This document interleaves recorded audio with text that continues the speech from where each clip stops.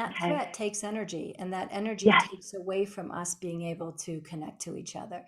So, when you were saying that, it reminded me of this great podcast I was listening to. I can't remember what her name is. She's a sex Mm. therapist, and Oh, she was interviewing this man who was specializing in self-care and all this kind of stuff. And basically, she was being quite candid with him, saying, yeah, I don't get it. Like you're pushing that, people take care of themselves and they meditate on themselves and they stay at home and they have, this kind of deep understanding of themselves. But I love it that she said this. She said, but we only know who we are in relationships with other people. We become yes. who we are through our safe, healthy relationships with others. And that is a reference point. What I love when we get onto the truth is that you will hear it come up in all different practices, all different lineages, different words, but it's the same thing. And what this woman, I can't remember her name. I think she's a Dutch woman. Emily? Oh, okay. Oh, anyway, Her, keep going. yes, she's amazing. But what she's talking about is the most modern part of our nervous system. Our nervous system was built on top of each other. We have 500-year-old or 5,000, is it 5 million? 5 million-year-old dorsal ventral vagal system. Built on top of that is the sympathetic, 4 million years old, 400 Which is a million. fight. This is the sympathetic, fight or Yeah. flight. And then we have the Hmm. ventral vagal, 200 million years old.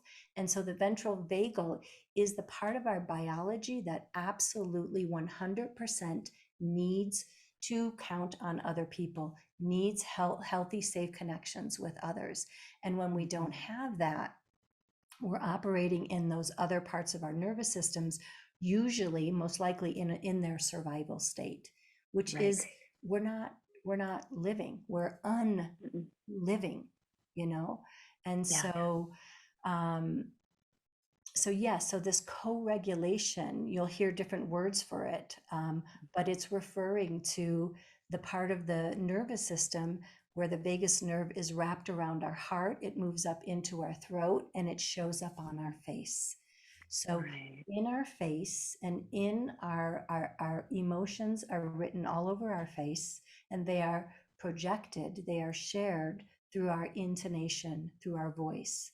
So it's not as much what it is you're saying to another person that is giving them a cue of safety. It is the way that you're saying it, that our biology picks up on it and either accepts it as a cue of safety or perceives it as a threat and starts to Mm-hmm. use its energy to protect itself, which means that there's less energy to connect. Yeah. And when we don't have that connection, sure, we can survive, but we won't thrive because we become more of who we are through our relationships. Yeah. We don't do that, you know, sticking at home and, meditating all day.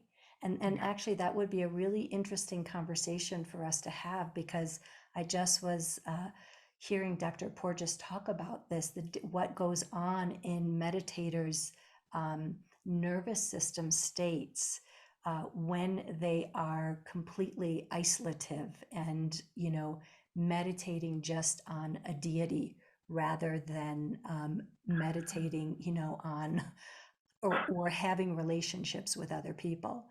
So Yeah. part of maybe our later conversation is this thing I've been saying to myself, which is I've ditched my sadhana. I've ditched the way it is I've been trained to practice spirituality. And I've decided to instead have better, healthier relationships with people, including myself. And I'm Mm-hmm. happier and more full and I think more authentic than I've ever been